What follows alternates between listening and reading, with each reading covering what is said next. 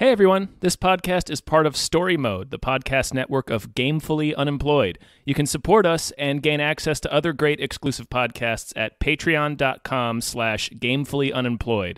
That's patreon.com/GAMEFULLY unemployed, which is spelled like it sounds.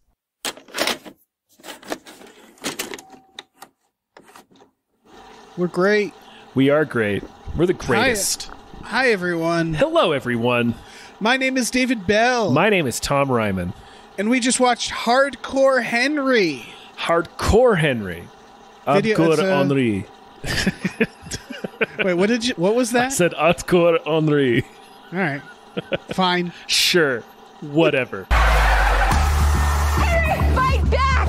You're capable of more than you think. It's all right. I'm here to help you. Is your speech module installed? But at least we know you're not deaf. Okay, well, the good news is that you're going to live a while. The bad news is there's an army standing between you and your wife. So let's go get her. So it's Thursday. Yeah. So this is a We Just Watched Classic. This is brought to you by one of our patrons. In this case, it's Lef. Thank you, Lef. L-E-F. Indeed. I had seen this movie already, and in fact, had once talked to the director. He DM'd me once. I wrote about it He at Cracked. slid into your DM. He slid right into my DMs. You hadn't seen this movie. Correct. I had never seen this before. This is basically Sharlto Copley, not as the protagonist, but it's pretty much his show. Yeah. It's Sharlto Copley going through the various costumes backstage at an improv theater. Yeah, it is. The movie is entirely from the perspective of somebody. You probably know it for that reason. The director had made a short film leading up into this, and then this was a feature length done from this perspective.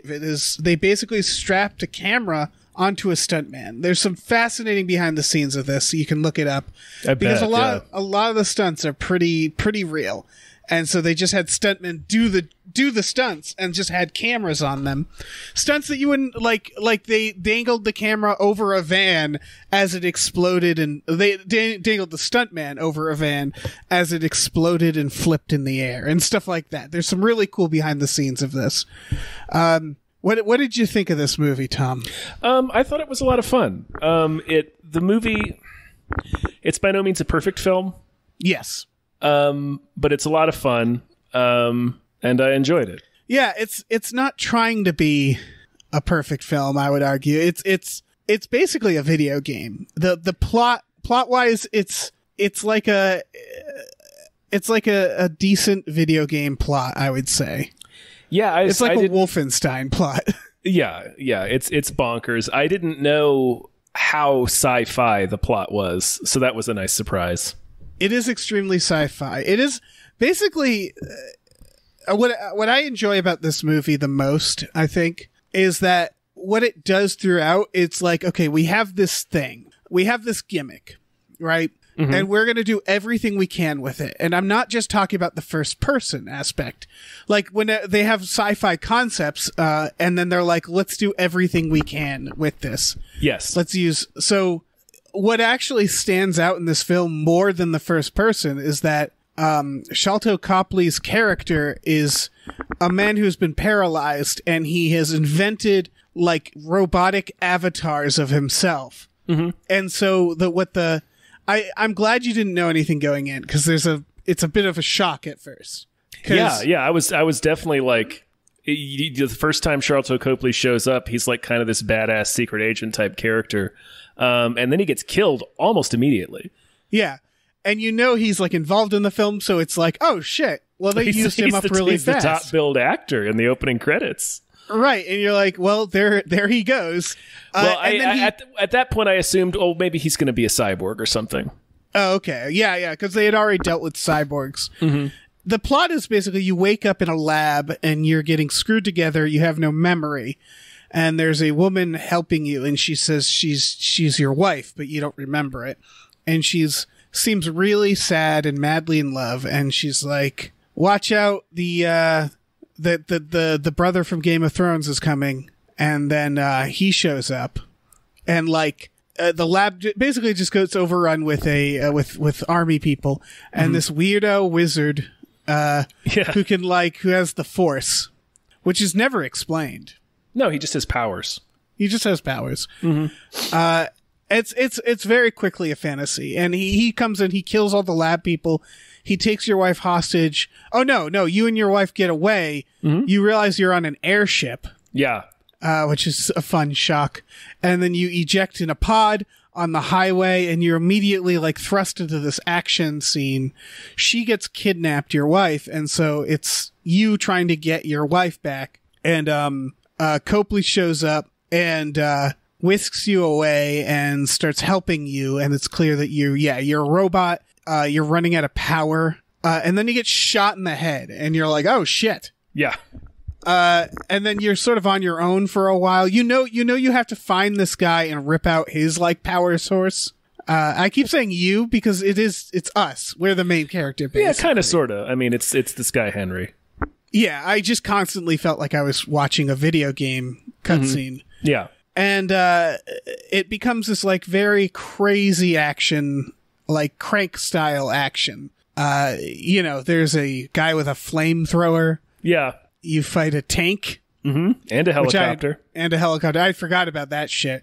You're basically Jason Statham and Crank. Like, it's just, you're running around doing crazy shit throughout, like, Russia. And it's not small budget. Or at least it doesn't appear, like, the locations are feel pretty central. I remember watching a clip from this in an abandoned hotel and thinking, like, oh, okay, so it's all going to be, like, locations like this. But they seem to have a budget behind it. The effects look good. Yeah, the effects look good, and a lot of it's practical. Like, it's for a lot. I mean, a lot of the movie's stunts is they tied a GoPro camera to somebody who's really good at parkour. Yeah. I'm looking at it right now, Dave. The budget of this film is $2 million. Wow. Yeah. So this is a raid situation. I think. Think about it. It's just what's the crew of this film? It's a guy with a GoPro on.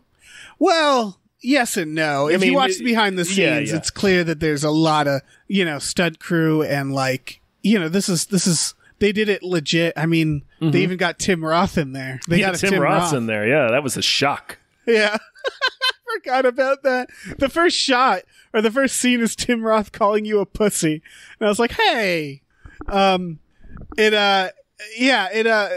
you're going out, you're ripping out this guy's power source.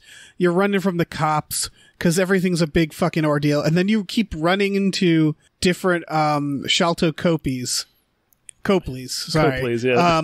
And they keep being like wildly different, not just in appearance, but in behavior. Yeah. What was your favorite? My favorite was honestly, my hands down favorite was the World War I guy.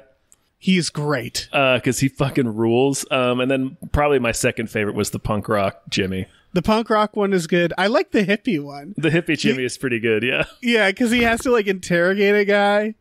And he's like talking about like, what does he talk about? Like the ego versus... The ego versus the high mind. The high mind. Yeah. And he has like a gun and a joint. Yep. And I just... He shoots him in the kneecaps. He's like, that's my ego talking to your ego. They did a really good job with the way each one talked. Yeah. Like the dialogue of each one. The World War I guy, he just used all this like slang that may or may not have been real. They it just sounds like British World War I slang. Yeah. Yeah, that whole sequence was really fun of them escaping his lab. Yeah, that's a great sequence. So you still don't know why he keeps showing up in different outfits, and you have to go to a bordello to have him. Where crazed chest tattoo mutton chopped Jimmy is so blasted on cocaine he can't help you. So he's so coked out that he cannot do his job. He's just in there, just out of his fucking mind. Yeah. That might have been my favorite. Now that you mention it, especially when the soldiers like raid the bordello and he goes just full Tony Montana on them. It's pretty great. Yeah, he just has a bag of cocaine that he sticks his face in. There's a neat. I was going to say there's a neat like hint in that scene. Where snowblind Jimmy is like ranting about something, it does a huge bump of coke and then just collapses. You're right. And then that's when like the sweater vest like clean cut Jimmy appears. You're right. I didn't even. Oh, that's great. Mm-hmm. Because when you see it in the movie, you're just like, oh, he did too much coke. Yeah. And now this other Jimmy is showing up, but it's because the real Jimmy can only control one avatar at a time, and when he switches them off, they just collapse.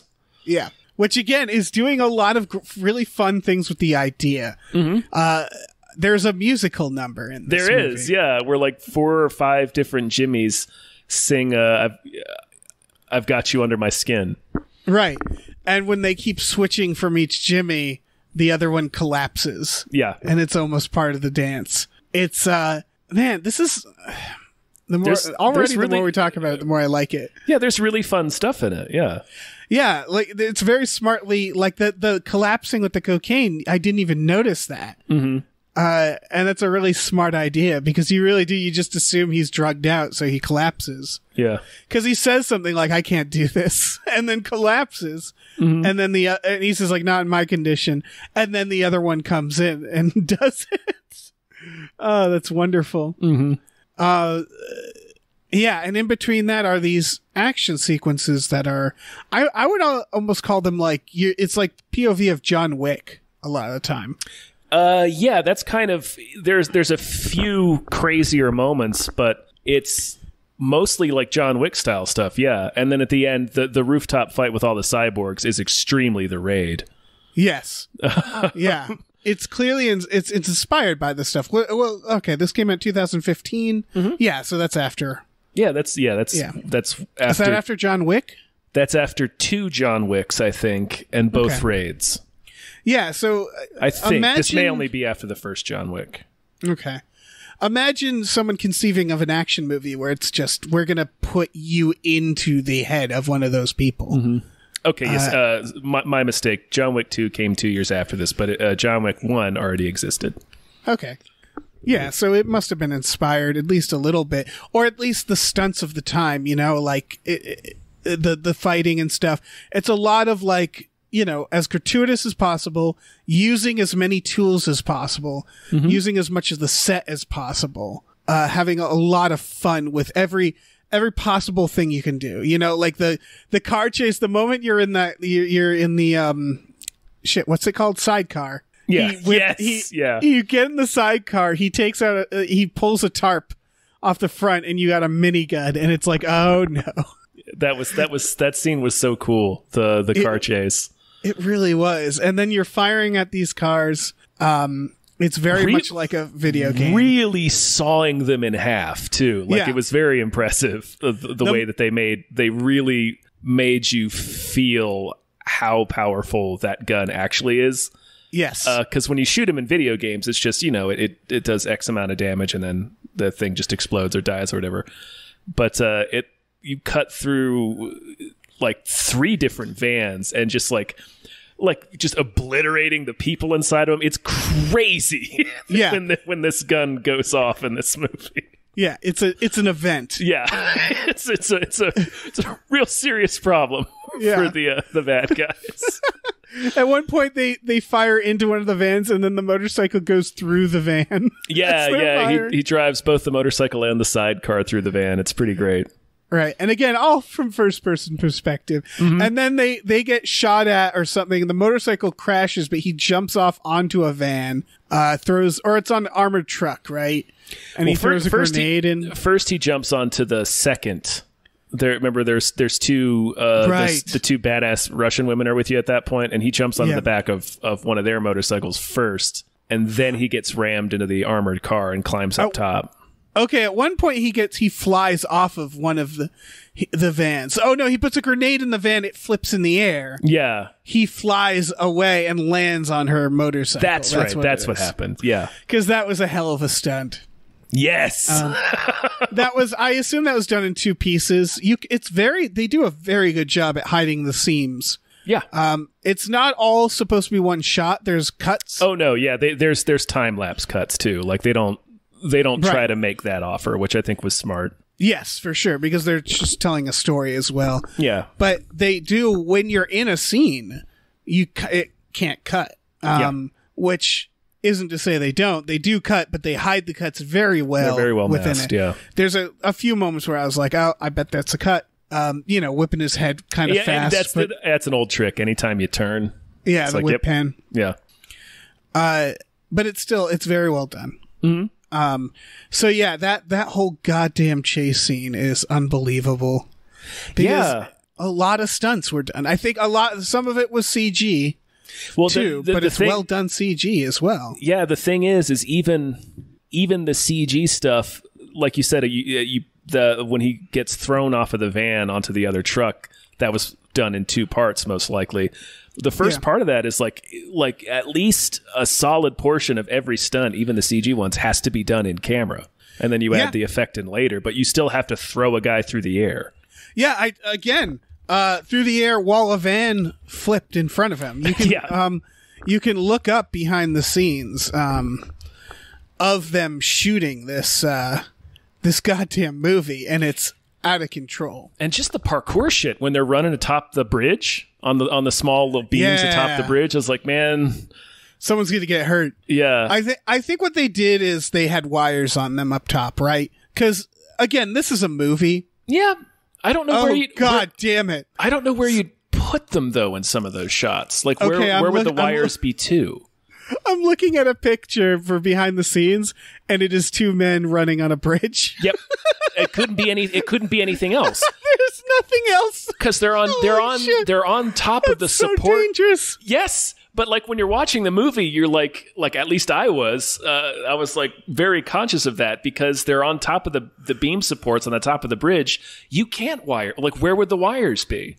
Right. I thought they just digitally got rid of. They had them wires so that if they fell, right, like a safety line. You mean? Yeah. Yeah. But you can't do it because they're running top speed.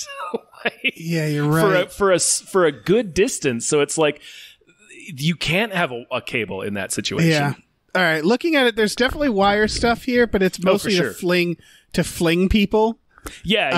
I assume. And like when he falls on the car. Yeah. But yeah, this is out of control. I hope when he's free climbing the building, he had a safety harness. But again, he must have. The way it's shot, you're like, I can't see it. I can't see it. So the van, I'm just going to describe things I'm watching now. You know when they do like a Mad Max style where there's a single bar ramp, so when a car goes over it, it starts corkscrewing. Yeah, it spirals. Yeah. Basically, they did 2 trucks, the van in front of a truck. The truck has a rig, basically a crane with the stuntman on it, and he's being hung on top of the van. Jesus Christ. He's being hung like right in back of the van as the van goes up one of those ramps. Christ. It's they're just dangling him like a puppet in front of the van. It's like watching behind the scenes of Mad Max Fury Road.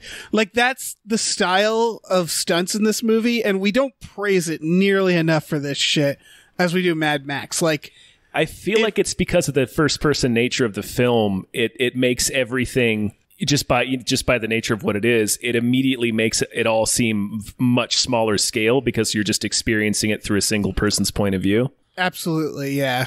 Because you're not realizing like what is actually being done, and you're probably assuming, okay, I'm looking at the fucking bridge. Yeah, and the fucking parkour, they're just, oh my God, those dumb fucks. Of course they're just running across it. Just running across a bridge. I assume, let's see. There must be like something below them that got digitally edited out. I can't see that because I do see some rigging under them. Yeah, let's hope there's a goddamn mattress down there. Again, it's a or an movie. Airbag. Yeah. It's a movie, and so like movies, it's very frowned upon to kill somebody when you're making a movie. You know? Yes. We don't like that. In general, that's a bad thing. Yeah, there's shots of him also crawling away from the tank, just sort of driving at him. Yep. Which is less of a stunt, but it's still impressive. him hanging onto a helicopter, that's here too. Oh my god. Yeah, this is a stunt movie more than anything else. It's almost a stunt demo reel, to be honest. It's basically that the short that he made. And the short, did you ever watch the short, Tom? No. It's a cool idea. It's like a gunfight, like crime thing, after a MacGuffin, and the MacGuffin teleports you to random locations on the world.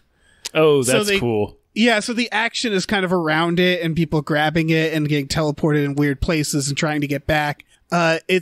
This director is visually so creative with specifically this idea. Like he had this in his head and he's like, I'm going to do fucking everything I can with it. Yeah, no, it's legit impressive. And then they have the cool sci-fi beats. It was like he knew that like I might not get the chance to do another one of these, so I'm going to put every idea I've got into this one. Oh yeah, for sure. And it is still a movie. That's important. Like it's a paper thin plot, but I think they knew that. What we didn't reveal, I guess, about the movie is that at the end, it turns out he's a super soldier, and that woman wasn't his wife, but in fact, like almost the main bad guy. Really, she is, yeah, because she's the one that developed the technology too. Right, yeah, and she is like basically you'll do whatever the hell she tells you to, because you think you're in love with her, and they're making a whole army like this, and really you're just another test subject. The entire film was a test. They were like, well, we can't get the soldiers to follow orders, so this is like her big way of testing this motivator. It's essentially Bloodshot. Essentially, I was about to say, isn't there a movie like that? Yeah, Bloodshot. It's Bloodshot. Bloodshot, Memento. It's the same thing where they're using an unreliable memory because you don't remember anything yourself. Right. Which is why I didn't even think of this until right now. Artistically speaking, it makes sense to be from the first person perspective because it's all about what this person experiences and sees. And they don't really like. You never look in a mirror, for example, until the very end. You see your reflection. You see your reflection. Yeah, and that means something, right? Like you're driven by these other people. These other people are everything that drives you, telling you what to do. And then for the first time, you see yourself. It's a similar idea that the first BioShock centered on, where it's like taking advantage of what the medium is. And using that as a story point where it's like, well, you're not really in control of what you're doing. You're just doing what we're allowing you to do.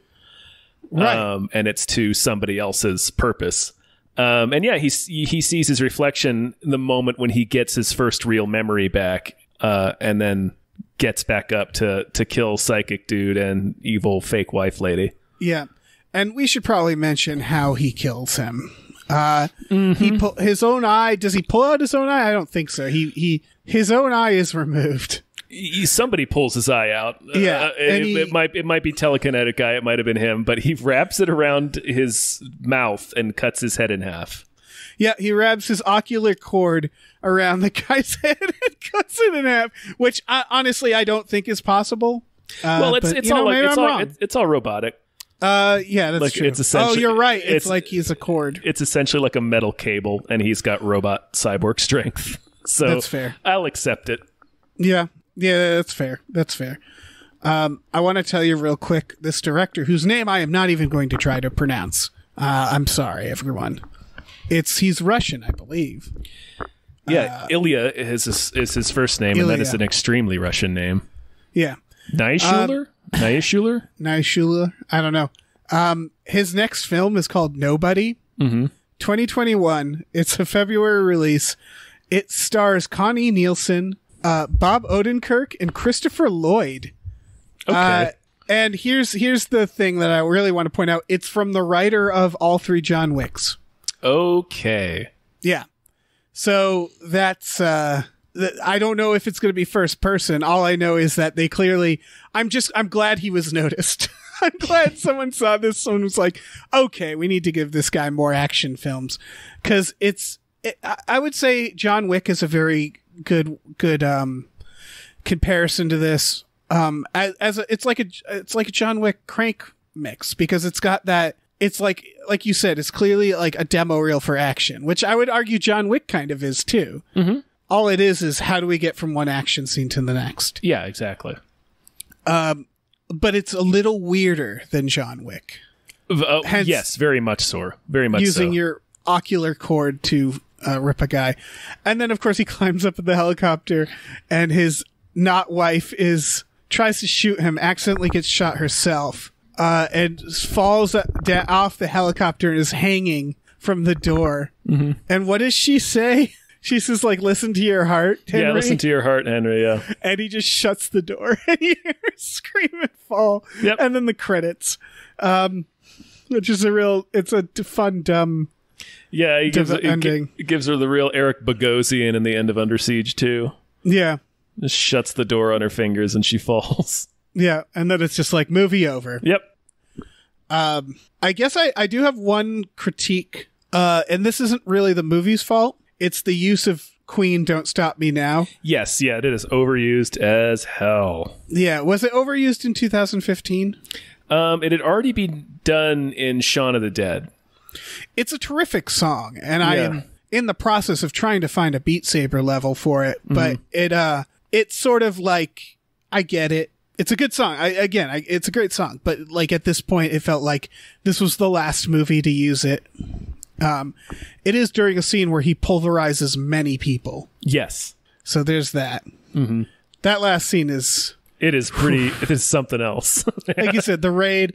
Like, there's stuff where I'm going to give the credits a lot of, I guess, credit for this, as it begins with opening credits of just violence and slow motion. Yes. And I thought that was a really good way of telling people, look, if this isn't for you, shut it right off right now. Yeah, it's right up front. Here are all the cards on the table. Yeah. This is going to be a glorifying senseless violence. Yeah.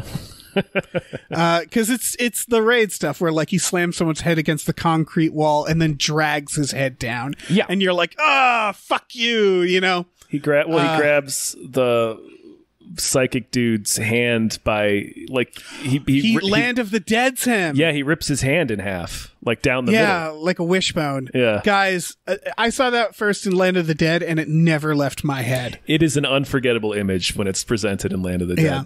And he does it in this. And he sure like, does. Oh, fuck that. It's, God, they go for that level where it's like, it's like the kind of, I don't know if it's on the level of like Old Boy, because the idea of Old Boy was sort of like, yeah, revenge. And then by the end, you're like, man, I hate revenge. Yeah, I can really feel this weight in my soul. Yeah, I could have less revenge right now. I could throttle back on the revenge somewhat. Yeah, because this really, this went bad. I think I overdid it with revenge, you guys. And this scene is kind of that, where I'm like, oh my goodness. Yeah, it's pretty intense. It's Doom style vielse, but with, realistic gore, I guess. To some extent, not even realistic. Yeah. There's just so many great moments in this movie. Oh, for sure. It's I mean, again, all the part where they're doing the fucking it's such a video game level, where he goes to Copley's like lair and then accidentally leads the bad guys there. Mm-hmm. And the idea is because Copley's like real body is paralyzed, because he was paralyzed in the testing because he worked for the bad guy, whatever his name was. He's making all these clones of himself, and they have to get him out safely. So they have an elevator in like this abandoned building. So the idea is they have him in his wheelchair going down the elevator slowly, while Henry and the avatars are fighting guys while going down. Mm-hmm. And the game is like they can't get too far away from the elevator, right? Because they have to protect him. Yeah. And it's a real fun sequence. Yeah, everything with World War I Jimmy, they call him the Colonel, is great. Because there's this fucking, remember the Monty Python banter sketch? I think so. The sketch is basically, oh God, I gotta watch that sketch again. It's basically World War I bunker, and all these guys come in with this old-timey banter, and none of them can understand each other. So the idea is like, they're using so many weird slang that nobody's on the same page. It's kind of an amazing sketch. And it's that kind of banter, where he just sounds ridiculous because again, in his character, because he says like, I had time to explore new identities for myself and really live. So the idea is all his other avatars, he's basically playing them like video game characters. Yeah. He's really role playing. He's role playing. Yeah. So like, it's not supposed to be historically accurate banter. It's supposed to be just what this guy would say, and it's like he's role playing a like an old Call of Duty game. And so it's that, but like very modern weapons and violence. Yes. And then all the goddamn weapons he gives names, like Big Ben, Imogene, like Shirley or something. That's one of my favorite moments of this movie that they kind of skip over, which is that when they get out of there, they have to take a road trip together. And they like stop briefly to blow up some guys. They sure do. But they're mostly like just driving together. Yes. And one of them can't talk and the other one talks like an old-timey World War I soldier. Yes. And that's going to be real weird. I would watch an entire movie of just that. Yeah. Also, they fight like their avatars. Fucking the punk rock version. Yeah, has a machete and a sawed-off shotgun. He's fucking delightful. His leather jacket with "Straight to Hell," which I assume is a Clash reference on the back, and like just flipping through the air, and like there's a lot of kamikaze moments where like with the sniper one, where he's like he just pops some grenades and jumps off the building down onto the bad guys and explodes. Because they're all disposable. Yeah. And I guess that all plays into the themes that it's like a video game is the idea. And to the point that the narrative is fake, that he's just being led from one thing to another.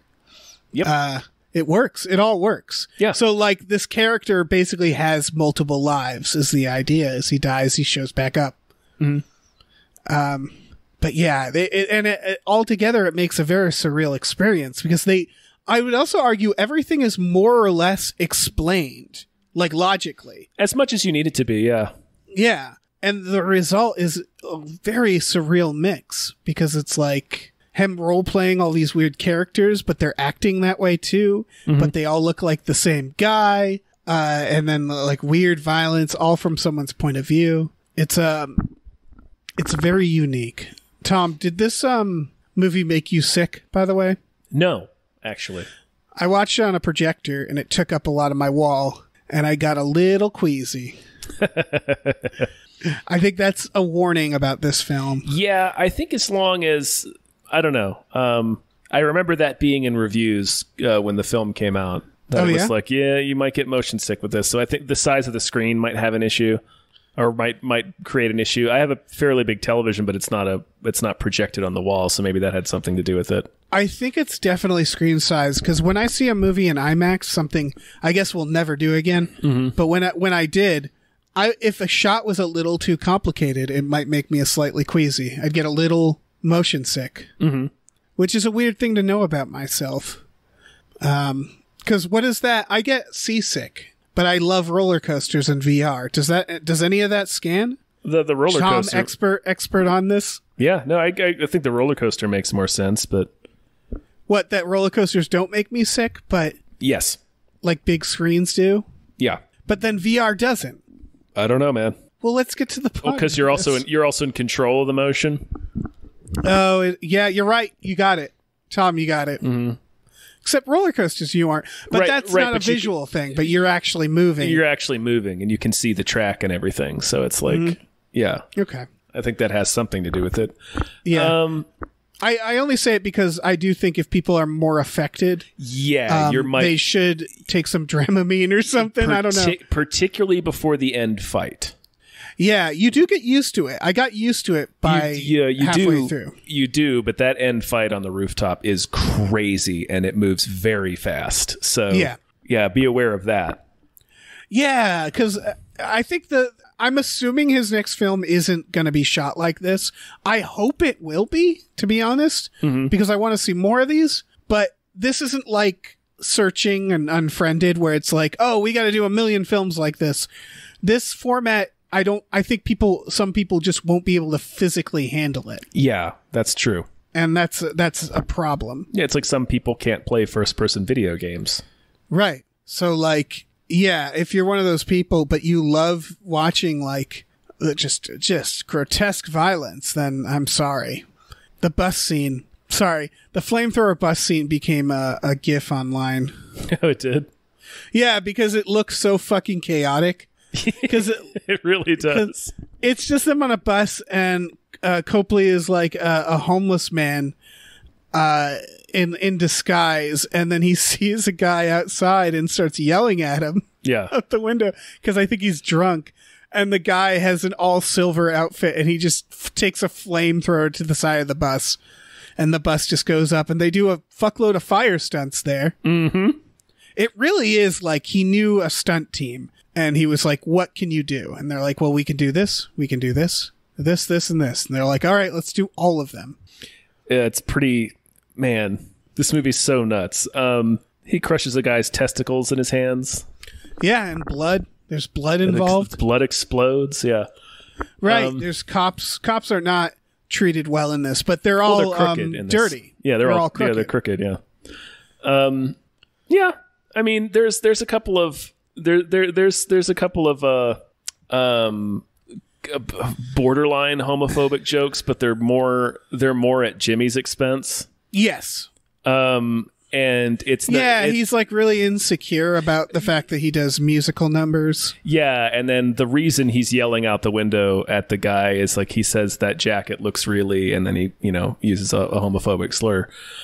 So there's a little bit of that. And then I'm just adding like, okay, here are the issues that I have with the movie, and of course, the movie's not of course, but the movie's also doesn't treat women very well.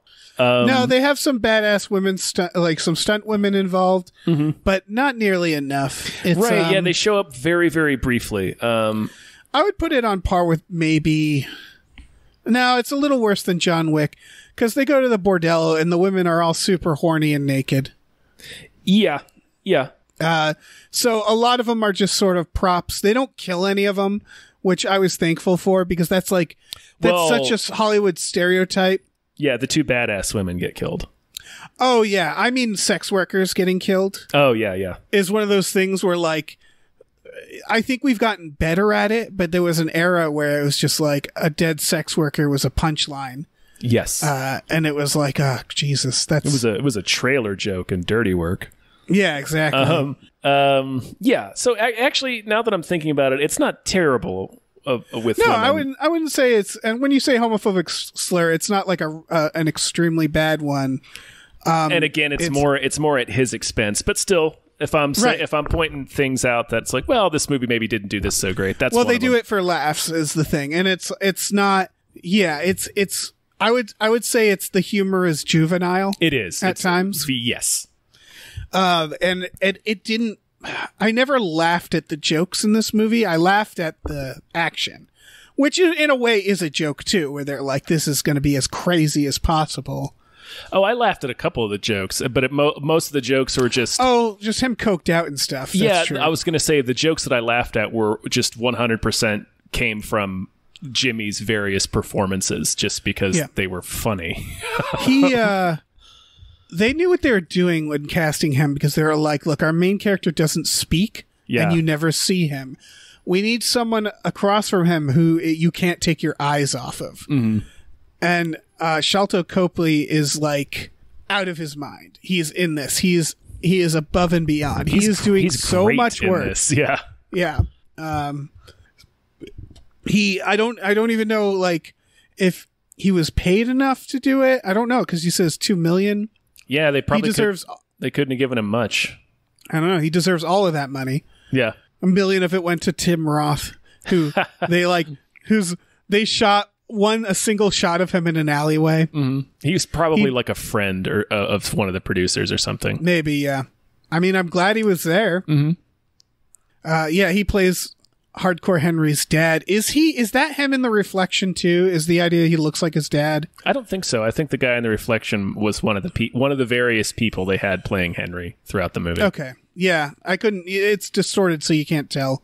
Yeah, you just basically get a kind of it's not a clear picture of what Henry looks like, but you get kind of an idea of what he looks like.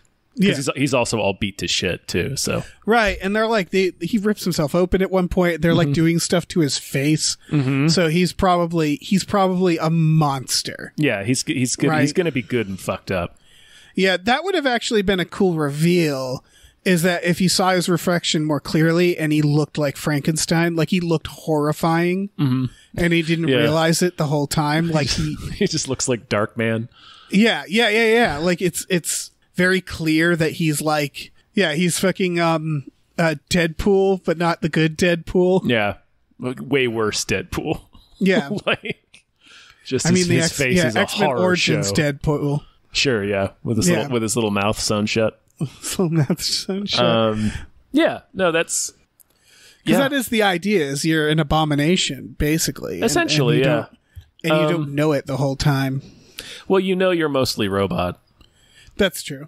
Yeah, no, it's this movie's a whole lot of fun. I only had those two very minor knocks against it, and they're really not even that bad. They were just things that stuck out. I was like, oh, well, that's not great, but it could be way worse. Feel to it. Yeah, there's a true. dated feel to it.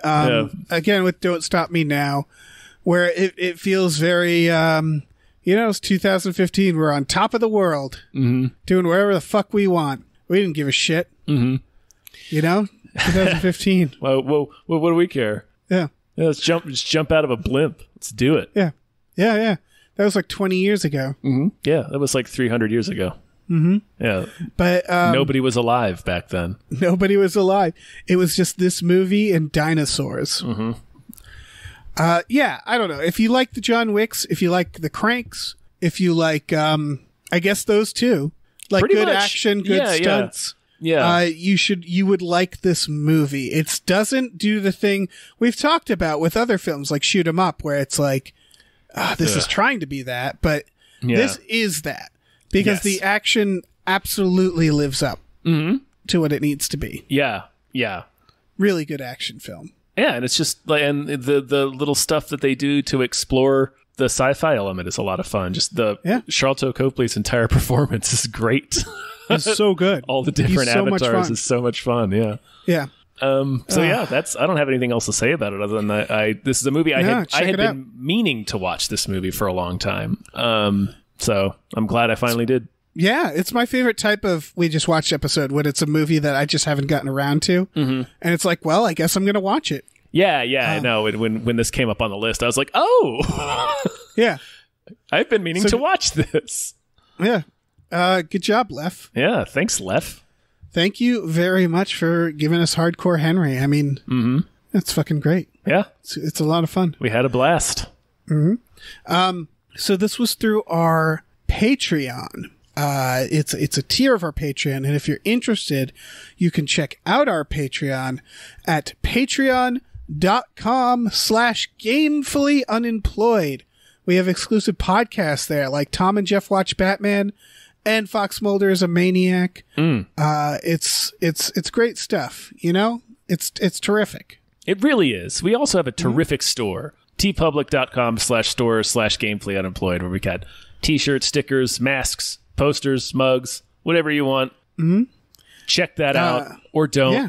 I don't know. Tom, we should do a podcast from the point of view of someone's mouth. Yes. I don't know how to do that. I don't know, but we're gonna crack that nut, and we're gonna be pioneers when we do.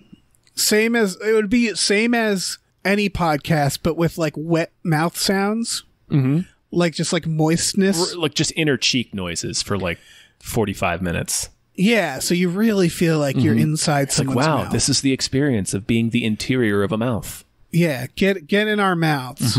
That's what it'll be called. That's what it'll be called. There you go. There's the title. We'll make it happen. Get back to us in a week. It's already in production. Yeah. Green lit. Yes.